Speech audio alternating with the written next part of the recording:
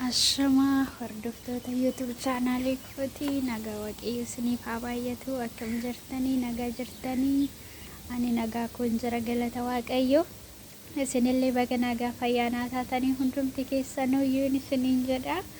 Innaa chaanaala kiyya irratti immoo hojjechuu hin dandeenye, liibii seenuu hin dandeenye. Dhugaa baay'ee tokko dhiifamaan isiniin jechuu jaalladha. እና ዱባይ keessa jira. Dubai dhugaa baay'ee tokko bareeddi. Bishaan immoo naannoo kana argitanii baay'ee hedduu tokko namatti tola dhugaa dubbachuuf. እና ofuma isaatiif እና baay'ee das nama jedha jechuudha. እና Dubai haala kana fakkaatti hedduu tokko kan namatti toltu. Bishaan kun waggaa dhaabbate mootuyyuu garaacha darbeetu isinitti argisiisuu nan danda'a. Hedduu tokko bakka hababaa ምናምን እየለላለኒ መነፋየሩ ላለኒ hedduu tokko kan namatti toludha.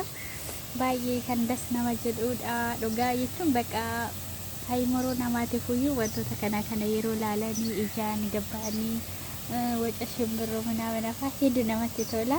Sammuun nama baqata jechuudha. Ani yoo kanan jiraadhu beeruuti garuu kana dhufeef immoo keessa bannafiidhaaf waan ta'eef እና bishaan dhaabbatee jira. Kanaafiyyuu baay'ee tokko namatti tola. Hedduu tokko namatti tola. Des nama jedha. Asis immoo tuyyuu bootaan bishaan itti daakan bootaa kan hin jira waan ta'eefiyyuu እና hedduu tokko namatti tola. Isiniin jechuu jaalladha. Baay'ee tokko manaafashaan bootaa kanallee hin jira. እና kanaafiyyuu naannoo bishaan bahaarii deemeen isinitti argisiise jechuudha. Baay'ee tokko kan des nama jedhu jechuudha. እና nagaa keessanii si fayyaa keessanii ani nagaan jira fayyaa kooti galata rabbii isinillee baga nagaa fayyaa taatanii isiniin jedha. Na dhugaa hababaan naannoo kana faa baay'ee tokko das namadha. Bootaa manaafashaa bootaa kanallee taa'anii waggaa waan tokko jedhan hedduu namatti tola. Yaa adda taa'uun nama dabbara garuyyuu. እና bootaa kana baay'ee das nama jira. Dhugaa biqiltuu ምናምን bahaarii bishaan bahaarii faa hin jira. Bishaan bahaarii faa laaluun barbaadanii hedduu tokko kan namatti toludha. Garuu reefu bishaan obaafame እና baay'ee das nama jedha. Dhugaa bishaan bahaarii argitanii baay'ee das nama jedhu bishaan bahaarii. Dhugaa achitti siqola sodaadhe waan keessatti lafa dha'eenyi achi keessa lakkaasa saniinummaan daakuun beeku waan ta'eef እና baay'ee tokko das nama jedhaan isiniin jedha. እና hordoftoota YouTube kan gooti hundumti keessaniyyuu laayikii sheerii gochuu hin dagatinaayi. Laayik godhaa maatiin ta'a sabiskiraayib gochuudhaan isiniin jechuun jaalladha.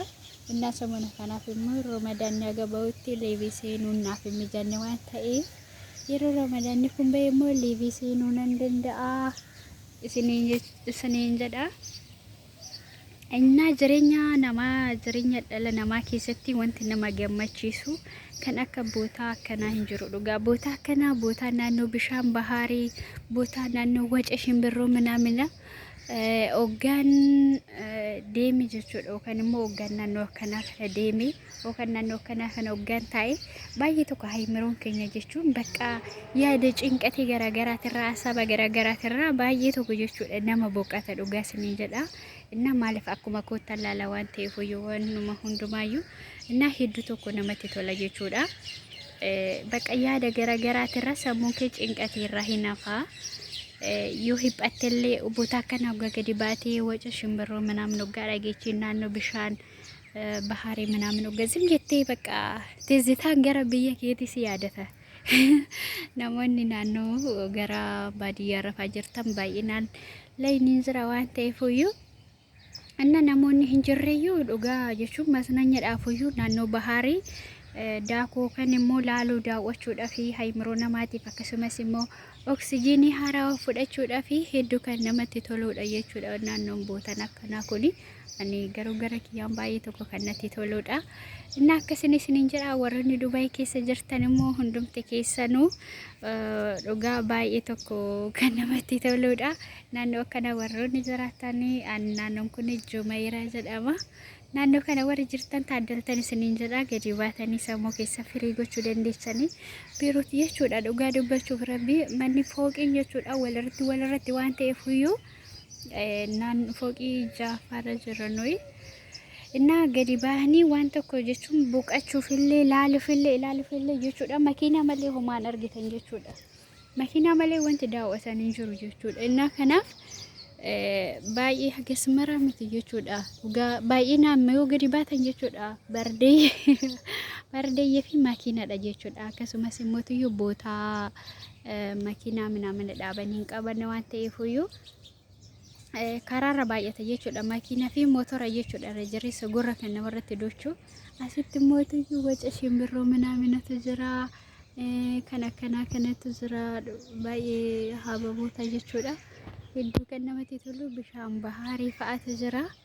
Das kan nama jedhudha. Jireenya namaatiifillee haymuruu namaatiifillee oksijiinii haaraa fudhachuufillee sim jettaniituma manneen hababaa akka tizitaan gara biyya keessaniitti si yaadata wanti haymuroon keessan jechuudha. Dhugaa jechuun naannoo kana hoggaan abadhu sim jedhee gara biyya kootii na yaadate jechuudha. Qalbiin kan koo baay'ee dasna jedhe dhugaa baay'ee tokkoon jaaladhe naannoo akkanaa kana keessa warroonni jiraatanii zanaafataa jedhaayii gadi baasamuu keessan as naanna'aa yeroo isaan mana jiranillee yeroo hojiidhaaf biizii taatanillee yeroo isaan mana hin jirre cinqatiin garagaraa isinirraa badaa isiniin jechuun jaaladha obboloota kooyi.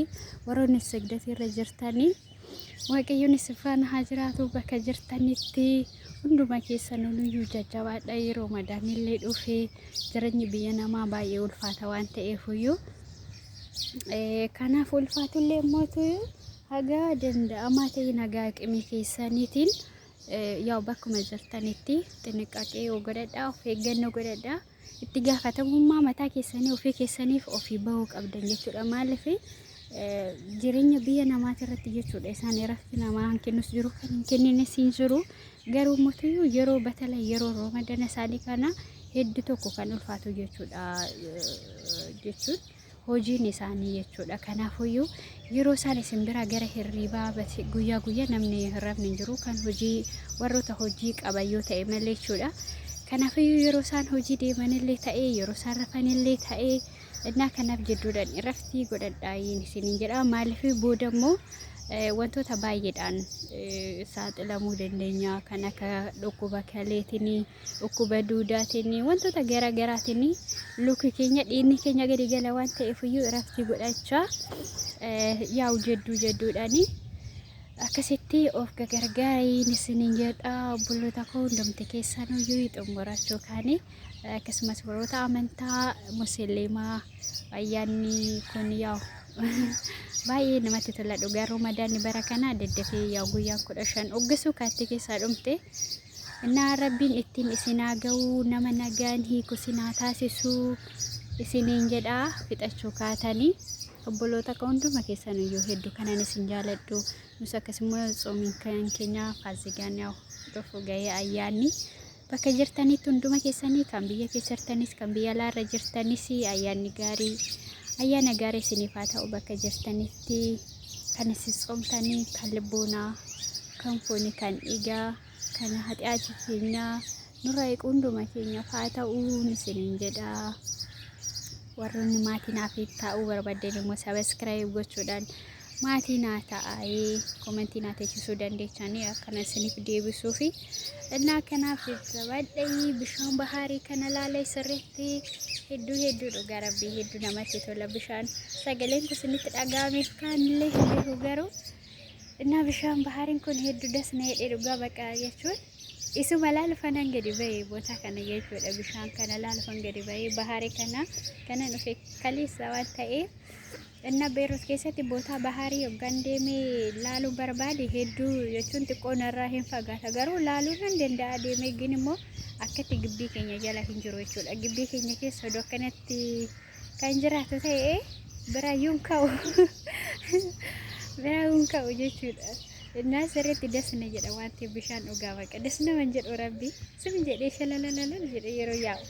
Innaa eessa akka dhaquun beeku garuu hin gadi fagoo natti fakkaate akkasumatti gara dafaa darba natti fakkaate. Innaa akkasiin isiniin jedha.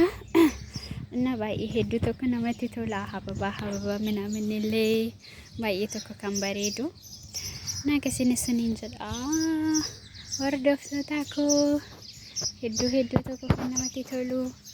jabaadhee bakka jirtanitti warroon asiin karaan hin jiranatti fakkaate asiin gadi bu'anii asiin gadi bu'uun olaan garuu yuuna sadaadha dhugaas keessa seenee oduun as keessa ga'e ol ba'uu baadhee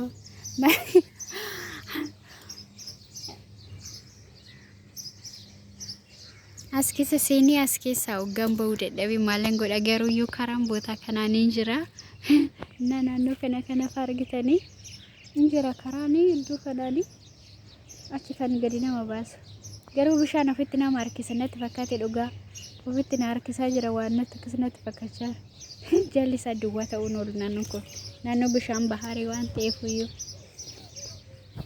innaa akkasinis ni jedha warroonni laayikii naa godha warroonni jaalatanii isin daawwachiisuufanii anillee sumaanan daawwadha isinillee immoo daawwadha isin jedha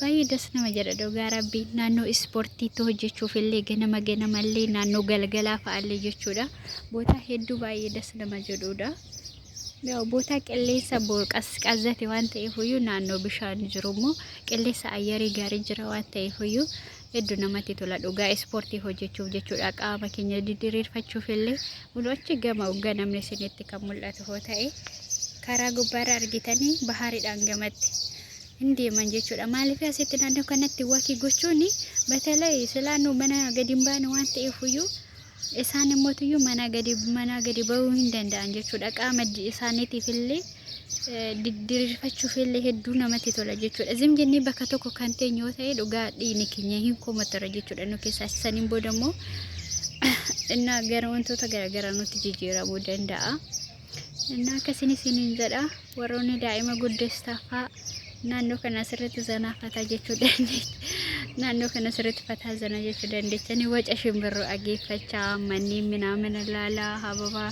wantoota garaagaraa daawwachaa jechuudha akkasii kanaafiyyuu nagaan toora kanuma isinitti argisiisuufanii isin daawwachiisuufanii dhiifama isinirratti qofa'ee jira dhugaa hedduu tokko hababaan ምናምን ደስ nama jedhu rabbi baay'ee ደስ nama jedha boota hababaa jira waan ta'eef iyyuu baharii waliin iyyuu isiniin jedha na kanaaf sinan jaaladha like subscribe gochuun dagatina naannoo boota margaa boota bishaanii marga keessan deemaa jira dhugaa isiniin jedha hedduu tokko bootaan kun kan namatti toludha naannoo bishaanii argitanii